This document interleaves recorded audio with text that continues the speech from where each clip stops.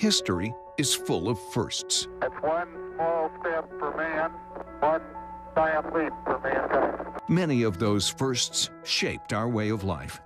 For 70 years, KPRC Channel 2 has been proud to be pioneers in shaping television and Houston history. In a state the size of Texas, I hope everyone can enjoy. Causing the storms Thursday.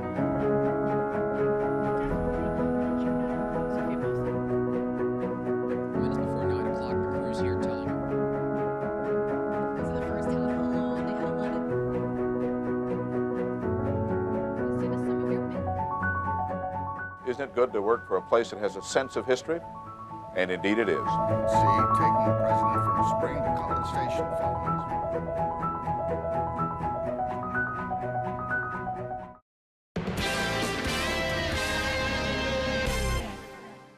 If you have something you'd like Channel 2 Investigates to check out, call the tip line at 713-223-TIPS or email investigates@click2houston.com.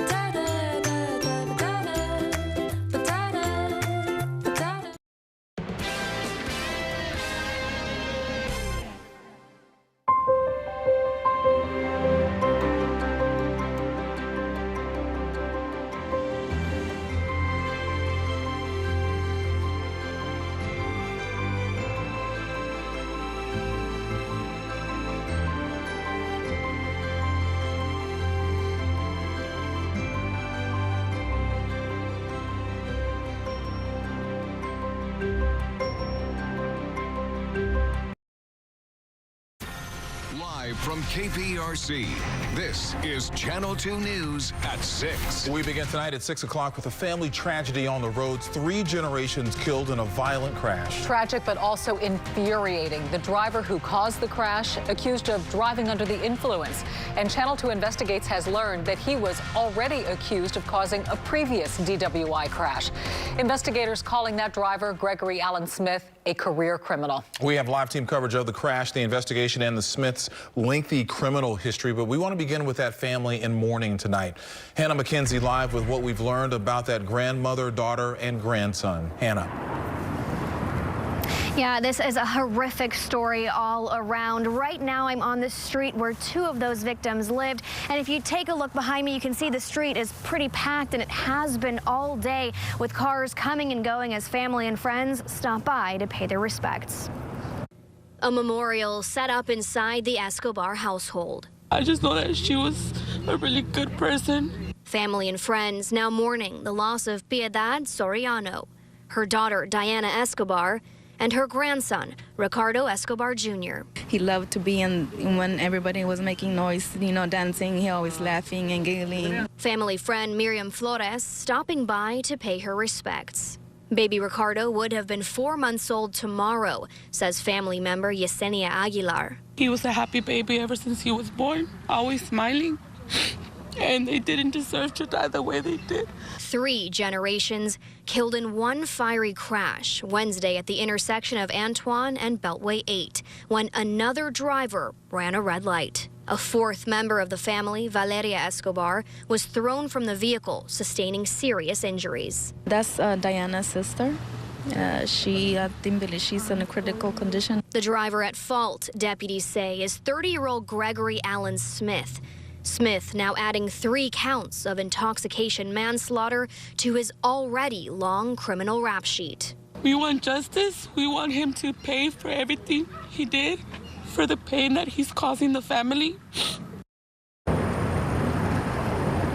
The district attorney's office tells me the maximum penalty for an intoxication manslaughter charge is 20 years. That means Smith could be facing up to 60 years behind bars. But I'm also told additional charges could be pending for him, as 2 other people that he hit that night in a separate vehicle also sustained serious injuries. Live in Southwest Houston, Hannah McKenzie, KPRC, Channel 2 News. Thank you, Hannah. And now our focus shifts to the driver in that crash. His lengthy criminal history includes a previous DWI charge. But that's not all. Channel 2 investigator Robert Arnold live downtown with the charges Smith has faced in the past. Robert? In the 2 years prior to this crash, Gregory Smith racked up several criminal charges. In fact, at the time of the crash, he was facing a pair of charges. One was DWI. The scariest thing about that DWI case for me is that the facts were very similar to this.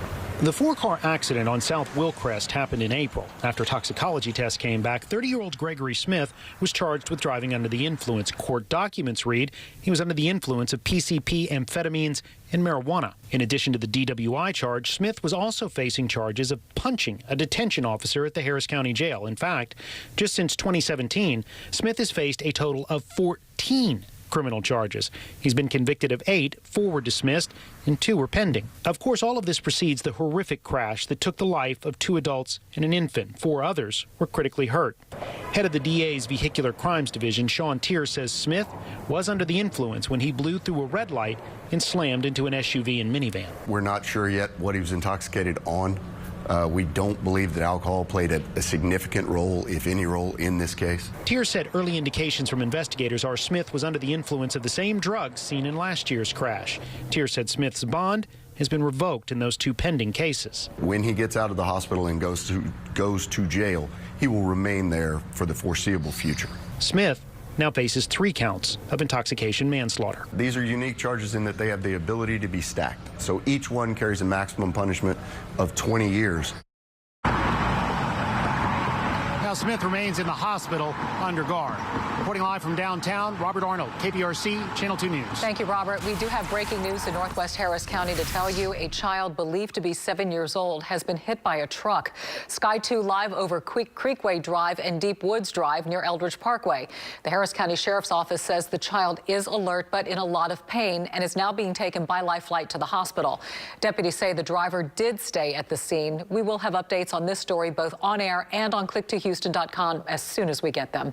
And now to a developing story involving a prestigious Houston university. Tonight, the president of TSU, Dr. Austin Lane, says he's fighting for his job and his reputation after the school's Board of Regents voted to fire him. They made that decision after an investigation determined Lane failed to fully report an admissions fraud scheme. He also is accused of trying to hide excessive entertainment expenses. Lane says this is all part of what he calls a witch hunt. But the investigation's been behind closed doors. That's a lack of due process. Whether it's me or the next president or whoever, it's just unfair. Lane says he is deciding still whether to invoke the mediation clause of his contract. Now to our weather. More temperature changes on the way. Yeah, Frank says you may want more layers tomorrow morning, starting in the morning especially. Yes, I think we're going to dress in layers and just start peeling them off as it gets a little warmer. It's going to be cold tonight. At least the wind's going to start to calm down. But that's going to help it really get chilly out there. Right now, highs have reached 52 a year ago. It was 82 for our record, so quite the change. 53 at Hobby, 55 in Galveston right now. 45 already in Conroe, 49 in Houston at the airport, 51 Galveston and Lake Jackson. So these numbers are going to continue to glide right down through the 40s, the 30s sooner than later. We'll wake up to freezing numbers up around Conroe, Livingston, very close to that in Cleveland, 36 to 40 in town, 38 at Hobby, 46 in Galveston. So it is definitely a jacket morning. We have a nice warm up coming and a sunny weekend start, but it doesn't last. I'll have your forecast coming up. Dominique? Okay, Frank, thank you. New at 6 o'clock tonight, serious charges after a night of mudding turned deadly in Brazoria County. A group was riding in a Jeep in a field near Alvin when it flipped over into some water at the base of the levee. One young man was killed. The driver of that Jeep now faces a manslaughter charge. Investigators say 20-year-old James Devon Frausto was under the influence of alcohol. The victim, also 20 years old, is Zachary Ray LeBove. The Brazoria County Sheriff's Office says the group was mudding on private property Monday night, and they did not have permission to be there. New at 6 o'clock, yet another community dealing with a wild hog invasion. Feral hogs now causing issues in Pasadena. The animals leaving behind a trail of damage in some locations there. This is video from our archives showing just how big, fast, and destructive feral hogs can be. The Pasadena City Council this week voted to allow a privately hired trapper to begin trapping the wild animals. A spokesman from Pasadena, The Parks and Recreation Department says the hogs are a big problem on Red Bluff Road and along Armand Bayou. We are learning more about an offer made to some high-ranking officials in the mayor's office, an offer that some are calling a flat-out bribe. Channel 2 Investigates broke this story, and investigator Mario Diaz continues his reporting tonight with more on the man who made the $500,000 offer and his relationships with City Hall. This is forever your day in the city of Houston. This is Mayor Sylvester Turner at Jason Yu's 70th birthday party last summer. Mayor Turner provided you with a proclamation and touted his credentials. There's no question you're an outstanding business person. The mayor also asked for two key figures to stand up. William Paul, Andy, stand up. Both men now at the center of Channel 2 Investigates' bombshell report. A $500,000 offer entertained by key players in Mayor Sylvester Turner's inner circle. You distance yourself from somebody who's sending an email like that, and that clearly didn't happen in this case. If anything, he was embraced. All to get a nearly $350 million private land deal done. Ken Magnuson is the former U.S. Attorney for the Southern District of Texas and former Harris County District Attorney. I think it's raised the level that I would pass this information on to the Federal Bureau of Investigation. The players, Andy Icken and William Paul Thomas, directors within Mayor Turner's executive team. The man behind the offer, local businessman Jason Yu. In this 2017 email, Yu offered $500,000 to the city or the mayor's charity of choice to land and close the massive deal. The email was inappropriate. Former federal prosecutor Michael Wynn says charity is a word he has seen in past public corruption cases. I'm sure charity is a code to me. Of course, you're not going to... You're foolish to put this in an email to begin with, but if you're going to put it in an email, you try to couch it in some terms so it could look like something else. In the last year, charity was an alibi in the federal indictments and prosecution of defendants in the collegiate bribing scandal, and a case involving Dallas City Hall. Mark Stevens is a former member of HPD's defunct Public Integrity Unit. His reaction to all this? They should immediately open an investigation. As for the man who appeared with Jason Yu in his own campaign ad last fall, well, it appears Mayor Sylvester Turner is taking no action. The mayor's office in the last 30 minutes say there are no plans to alert authorities or even turn over the document to law enforcement, for that matter. Now, since it is a public document, but a document that can only be accessed through a specific request. You need to keep that in mind. Now, Dominic and Keith, it also appears that Thomas or Icken will not face any disciplinary action for now after all the evidence that we have shown in our reporting. The mayor's office claims the offer was never entertained nor any action taken. Our investigation is not over. Now, Mario, was the email before or after the proclamation? The email was before the proclamation that the mayor provided. Okay, we know you'll stay on it. Thank you, sir. Thank you, Mario. All right, and on click2houston.com right now, you can see part 1 of Mario's investigation, which aired last night at 10 o'clock. That report is on our homepage. And if you have a story for Channel 2 Investigates, contact the tip line 713-223-TIPS, or you can email investigates@kprc.com. All right, after a cold and a windy day, the winds are going to calm down, but the temperatures are just going to go down even more when the warm-up begins and when the rain returns. Coming up, Randy. All right, Frank, some of the top UFC fighters are in Houston for a big night Saturday at Toyota Center. We're going to spotlight one fighter who hasn't let her age keep her from chasing her dream. That's ahead in sports. Lizzo's Rodeo Houston debut sold out, leaving fans heartbroken. You got to understand, the majority of the seats are already sold. Everything in the lower levels is sold on a season ticket basis. But you could still see our hometown girl on that revolving stage. The resale options coming up next on Channel 2 News at 6. Starting at $24.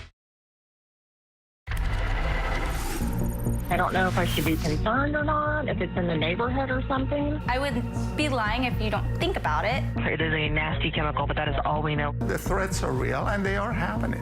What if instead of an accident, something like this happened on purpose? Cybersecurity is being viewed as a weapon of war. Is our most important industry protected from online threats? Tonight at 10. A Lizzo ticket letdown for a lot of fans tonight. General public tickets went on sale for the Hometown Girls Rodeo show this morning and sold out within minutes. Yeah, now that means resale might be your only option to see Lizzo's rodeo debut. Our Bill Barajas is live at NRG Park with the ticket breakdown. Bill. Well, listen, guys, if you want that fresh photo with the bomb lighting during Lizzo's concert here at NRG, you're going to have to spend some cash because tickets have now tripled in price. She's the hottest ticket in town, and that ticket sold out in about 20 minutes through the Houston Rodeo. I know, like, Truth Hurts. She moved to Houston. She went to University of Houston. She came there a couple times. Do you think that's why there's so much hype around her?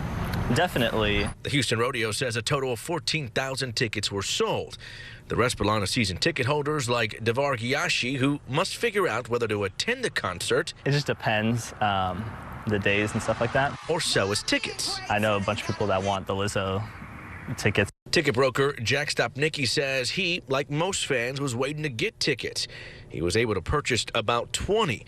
Those tickets can now be found on websites like StubHub and Vivid Seats. You got to understand, the majority of the seats are already sold. Everything in the lower levels is sold on a season ticket basis. Stopnicki says the high demand has caused the ticket price to jump up about 3 times what they were going for this morning. Well, Lizzo looks like right now we're probably, standing room are probably going for about $75. And then upper level seats are starting around $100. And then seats in the lower level are going for about $150. And we looked up tickets on a StubHub. The lowest price we could find was about $40 for standing room only. Lizzo's concert's debut here at NRG is slated for March 13th. Live from NRG, Bill Barajas, KPRC, Channel 2 News. All right, speaking of hot, we're about to warm back up. I know, a little bit. I mean, compared to what we've been, that'll help, right? And sure. It looks like it's going to last. What doesn't last is the sunshine. I know, back to rain. Speaking of rain, did you get a little dirt on your car today? I didn't have much on mine. A lot of folks woke up with mud all over the hoods of their car because those showers that came through started down around Del Rio where it's dirty and dusty. And brought it with it? Brought it with it. A lot of times these things dry out, but those downbursts brought in that muddy rain. So there you go. I know, that's what happens every now and then. Every now and then. In the meantime, Triangle Energy camera shot of downtown 49, 10-mile-an-hour winds right now, so things are beginning to calm down. Look at that shot.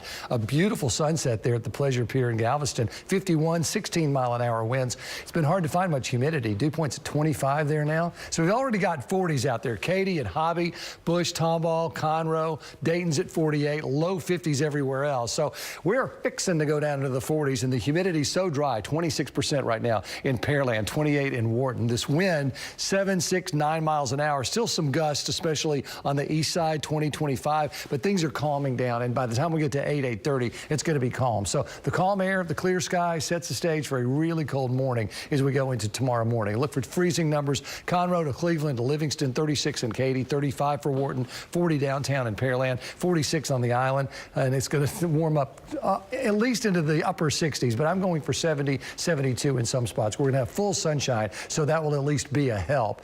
It's been a tough go of it over on the eastern seaboard. Lots of tornado watches continue, and these boxes are flash flood warnings and advisories there. So as that system continues to move across, I guess it's a blessing we didn't get too much of that, just a little dirt on the cars. High pressure has a nice weekend start for us as we go into the next couple of days, but by the time we get to Saturday, things begin to change a bit. This front just can't really get through, and we have this southwesterly flow that's going to continue to pull in chances for rain. So not huge chances, but they're there just about every day starting Sunday right on through next week, but it stays warm the whole time. So if you like that part, that's the upside. In the meantime, rain Sunday to Wednesday could amount to 3 and 4 inches of rain. We're not going to get it all at once, but it will continue to add up day by day by day. So once we get to Thursday and Friday, some good downpours may start to cause problems if we become well saturated. So a heads up for that next week. We could run into at least some feeder flooding issues. We'll watch that one carefully. In the meantime, 42 by 9, 39 at 11, 38 at 1, and they're right down through 37,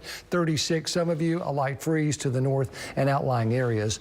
Aircast comes back pretty well. It's going to be nice. 70 for tomorrow, but it's going to be a chilly day starting at 36. Warmer Hammer on Saturday, 50 and 72. The Roughnecks play, so do the Sabercats. The Galveston Marathon is on Sunday, so it should be pretty pleasant weather for that. Just a 20% chance for a shower late on Sunday. So most of the weekend looks pretty good. Don't cancel any plans. 40, 30% chances Monday, Tuesday, Wednesday. 20 and 30 Valentine's Day, but warm heart, 76. And then into the weekend, next weekend, Saturday, Sunday, still has at least a chance for shower at 20 and 40%. So that persistent southwest flow with that Pacific pull of moisture is going to start kicking in. It's not going to let go for a while. That's more of a spring, but we get that now. It already has felt like spring, so there you go. All right, we'll be ready for it. Thanks. All right. Randy joining us now. A new football season kicks off this weekend, too. Yeah, NFL just wrapped up. Time for the XFL. 2 years of the making for this league. Finally debuts fan-friendly and cheap tickets, so it's a pretty good combination right there. You know, Roughnecks here in town, less than 48 hours from their launch. We'll hear from head coach Jude Jones straight ahead. Plus, we'll meet one of the UFC stars who's going to be inside the octagon Saturday night at Toyota Center. Coming up next.